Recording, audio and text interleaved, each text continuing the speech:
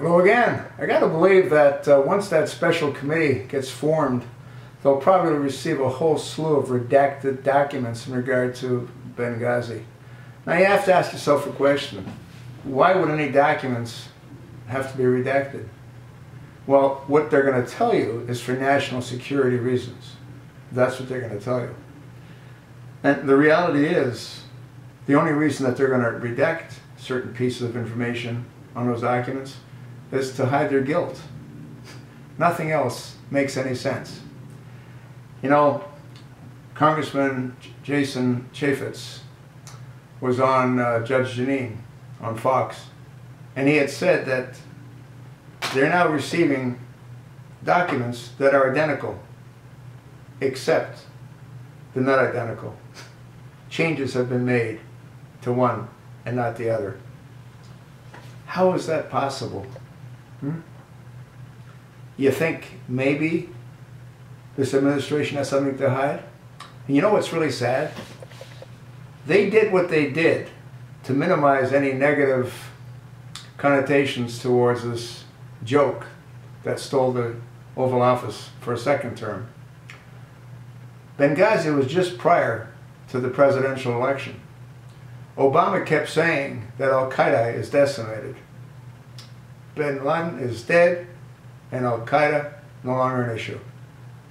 When the exact opposite is really what's at play.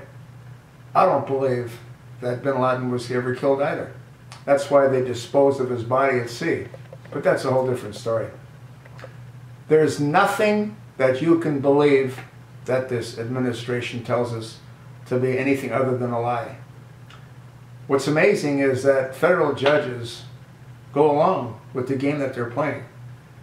Federal judges will allow certain documents to be sealed for 10, 20, 30, 40 years. Why? Why? Why are the American people kept in the dark? Why? The only thing that could happen to Obama, if he's proven to have been culpable, if he's been proven to be the only one that gave the stand-down order. Oh no, by the way, only the president could have given the stand-down order. What can happen to him?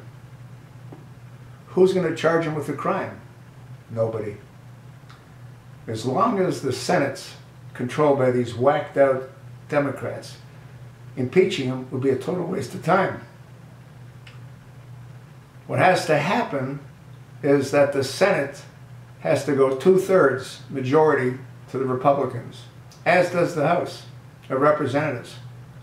And then we can see change. The problem is, Congress itself is corrupt. How do you think you have so many multimillionaires in jobs that pay them $175,000 a year? How do you think they parlay that into hundreds or 20s or 30s or 50 of millions? It can't be done legally.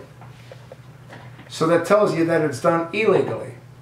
So why do you think they're going to do anything to harm this usurper?